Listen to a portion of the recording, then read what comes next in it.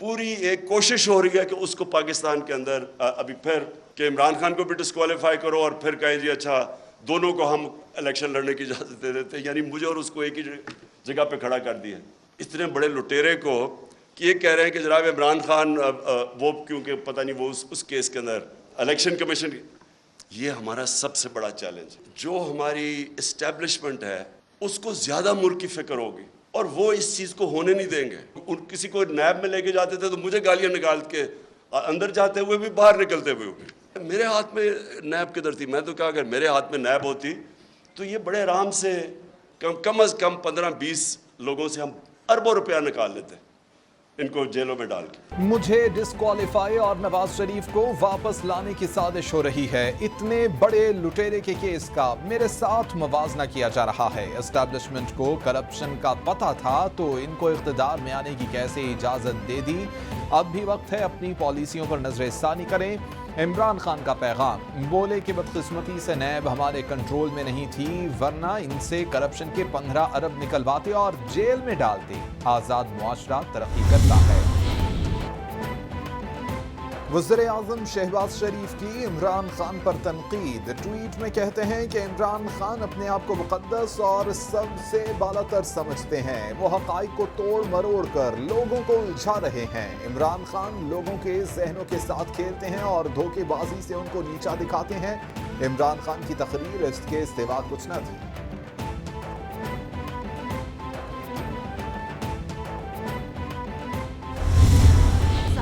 کی پسلیاں توڑی جا رہی تھیں، جس وقت صحافیوں کے قلم کھینے جا رہے تھے، جس وقت صحافیوں کے میڈیا پہ پروگرامز بند کیے جا رہے تھے، جس وقت صحافیوں کی آواز بندی کی جا رہی تھی، جس وقت صحافیوں کے اوپر گھر میں گھس کر تشدد کیا جا رہا تھا، جس وقت میڈیا ہاؤسز کی معاشی صورتحال اور معاشی جو پوری ایک ان کی اکنامک سچویشن تھی اس کو کمزور کیا جا رہا تھا، میڈیا کی آزادی کا قتل کیا جا رہا تھا، اس وقت وزیر اعظم عمران خان تھے.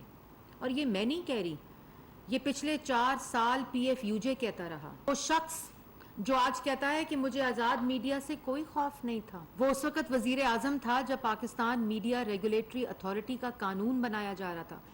ایک ایک کیسز، ایک ایک جرم میں، ایک ایک الزام میں 4 دفعہ 2 دفعہ گرفتار کیا.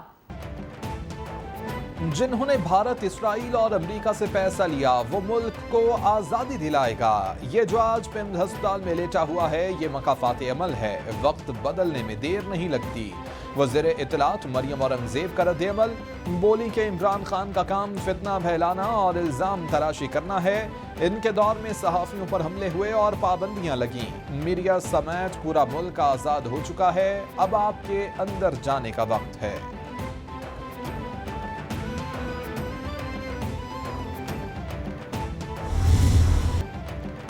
اسلام آباد ہائی کورٹ میں شہباز گل کے جسمانی ریمانڈ اور تشدد کے حوالے سے سماعت کا تحریری حکم نامہ جاری. IG اسلام آباد کو آئندہ سماعت تک شہباز گل پر تشدد کے الزامات کے حوالے سے رپورٹ جمع کرانے کی ہدایت.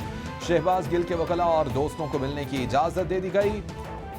جسمانی ریمانڈ کے معاملے کو آئندہ سماعت پر دیکھیں گے. درخواست کو 22 اگست کے لیے دوبارہ سے سماعت کے لیے مقرر کیا جائے. حکم نامے کا متن. شہباز گل کو پیمز ہسپتال کے میڈیکل بورڈ کے ڈاکٹرز نے مکمل فٹ قرار دے دیا. میڈیکل رپورٹ جاری. شہباز گل کے تمام ٹیسٹ کلیئر. کسی قسم کے تشدد کے شواہد بھی نہیں ملے. ڈاکٹرز نے پولیس حکام کو ہسپتال میں شہباز گل سے سوال و جواب کرنے سے روک دیا. شہباز گل مکمل فٹ ہیں لیکن ہسپتال میں تحقیقات نہیں کر سکتے. میڈیکل بورڈ کا موقف. پولیس شہباز گل کو ہسپتال سے تھانے منتقل کرنے کا فیصلہ نہ کر سکی.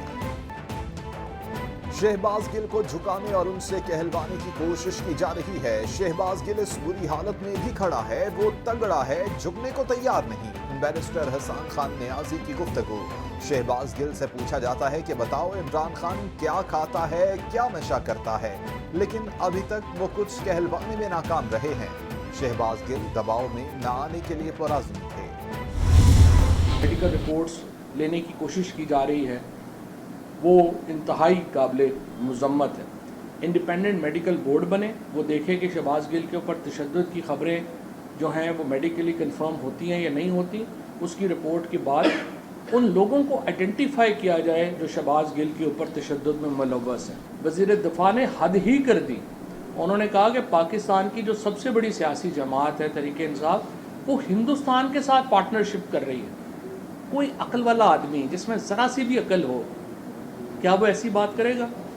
لیکن یہ میں سمجھتا ہوں کہ ایک ایسے لوگ ہیں جن کو پاکستان کے مفاد کے ساتھ کوئی غرض ہی نہیں.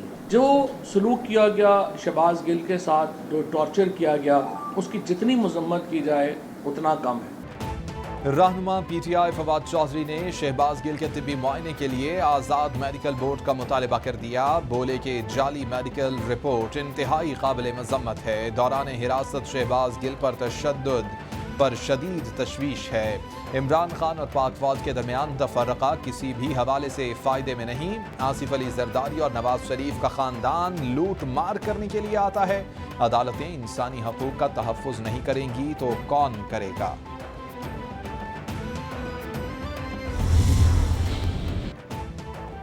اسلام آباد پولیس نے سینیٹرز کو ڈاکٹر شہباز گل سے ملنے سے روک دیا.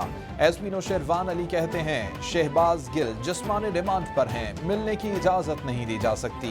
سینیٹر صاحبان ہمارے لیے قابل احترام ہیں. سینیٹر وسیم شہزاد کی جانب سے ایس پی نوشیروان کے موقف کی تائید. پی ٹی آئی سینیٹرز کی ڈاکٹرز کے ساتھ ملاقات. ڈپٹی ڈائریکٹر نوید شیخ نے سینیٹرز کو بریفنگ دی.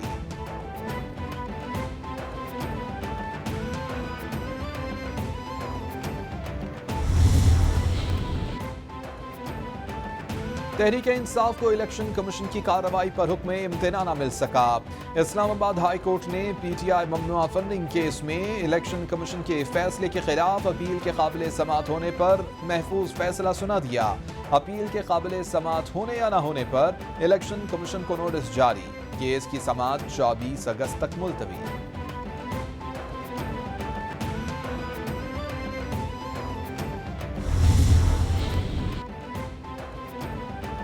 الیکشن کمیشن میں عمران خان کے خلاف تواشیخانہ تحائف چھپانے پر نااہلی کیس کی سماعت 22 اگست تک ملتوی. چیف الیکشن کمشنر کی سربراہی میں 5 رکنی بینچ نے سماعت کی. حکومتی اتحادی جماعتوں کی جانب سے عمران خان کی نااہلی کا ریفرنس دائر کیا گیا.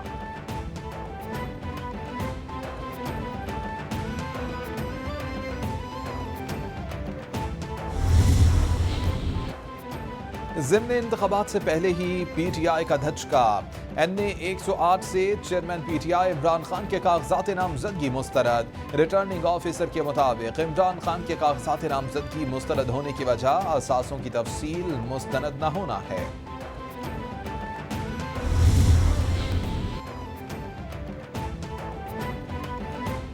الیکشن کمیشن میں چودھری شجاعت کو پارٹی صدارت سے ہٹانے کے خلاف درخواست پر فیصلہ محفوظ.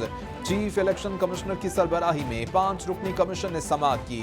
چودھری شجاعت حسین کے وکیل عمر اسلم نے درخواست کے قابل سماعت ہونے پر دلائل دیے. الیکشن کمیشن نے ہمیں انٹرا پارٹی انتخابات سے روکا. الیکشن کمیشن چودھری شجاعت کی درخواست مسترد کرے. وکیل پرویز الہی کی استدعا.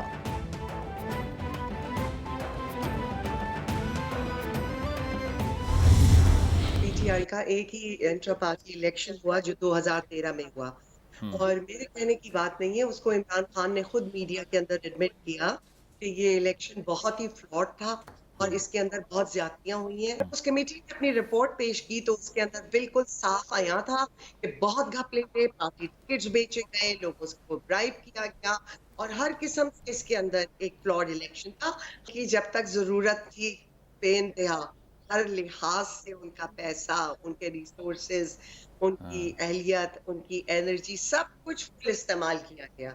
جب حکومت میں آ گئے تو پھر تو ماشاءاللہ وسیم اکرم پلس آ گئے تھے پنجاب کے اندر. 2013 کے پارٹی الیکشن فراڈ تھے. الیکشن سے پہلے اے ٹی ایمز کی ضرورت تھی، ضرورت پوری ہونے پر فارغ کر دیا گیا. بانی رہنما P T I Fauzia Kasuri کی کیپٹل ٹی وی سے خصوصی گفتگو. بولی کہ جہانگیر ترین اور علیم خان کے علاوہ اب بھی پارٹی میں بہت سے امیر لوگ موجود ہیں. شوکت خانم ہسپتال پی ٹی آئی کے لیے انگلینڈ، کینیڈا اور امریکہ سے فنڈز اکٹھا کرتی تھی. لوگوں کو جو خواب دکھایا بدقسمتی سے پورا نہ کر سکے.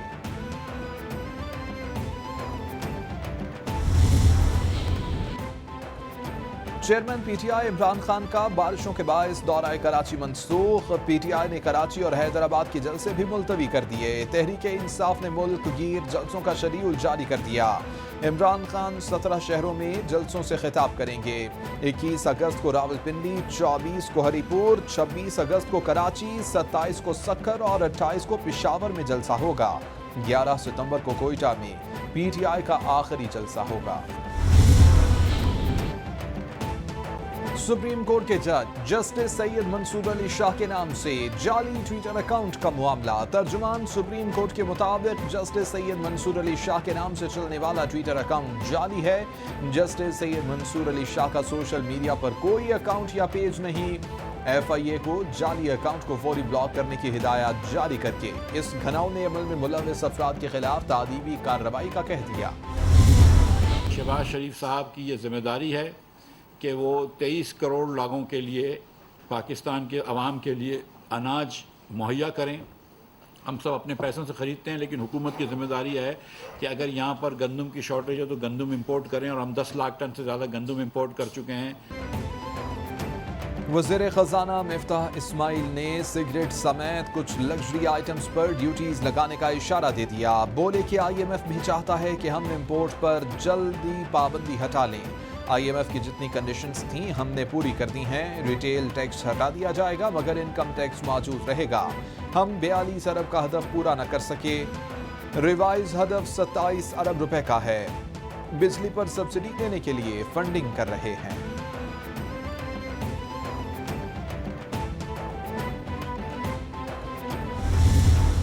I was fascinated when I was growing up with this program called Star Trek, the first one. Spock and Captain Kirk and all of those characters. It predates most of you. But I remember that we used to go there and we'd be fascinated. Space, the ultimate frontier. Mossadegh Malik कहते हैं कि किसी भी मुआशरे या मुल्क की तरक्की के लिए अहदाफ का तयन अहम होता है। मुल्क की तरक्की के लिए तालीम और तिजारती मौक़े ज़रूरी हैं। पाकिस्तान में कारोबारी सरगर्मियों और सरमायाकारी के लिए बेपनाह मौक़े मौजूद हैं। पायदार मुआशी तरक्की के लिए इक़्तिसादी पॉलिसियों का तसलसल नागुज़ीर है। मुस्तक़बिल में नैनो टेक्नोलॉजी का इस्तेमाल अहम होगा।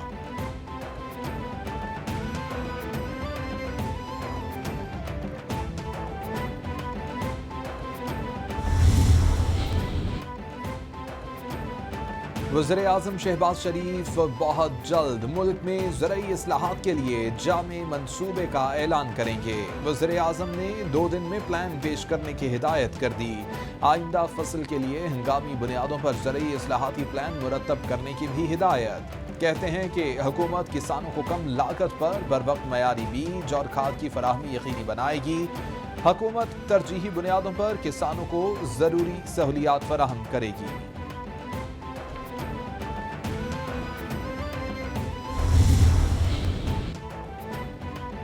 वज़ीर ख़ारिजा बिलावल भुट्टो से चेयरमैन नादरा तारिक मलिक की मुलाकात। तारिक मलिक की डिजिटल गवर्नेंस इक़दामात पर ब्रीफिंग। बिलावल भुट्टो ने नादरा के डिजिटल गवर्नेंस इक़दामात को सराहा। बोले कि नादरा के डिजिटल गवर्नेंस इक़दामात से गुड गवर्नेंस में शफाफियत आएगी। सफारती मिशंस को स्मार्ट कार्ड टेक्नोलॉजी के बारे में आगाही फराहम की जाए।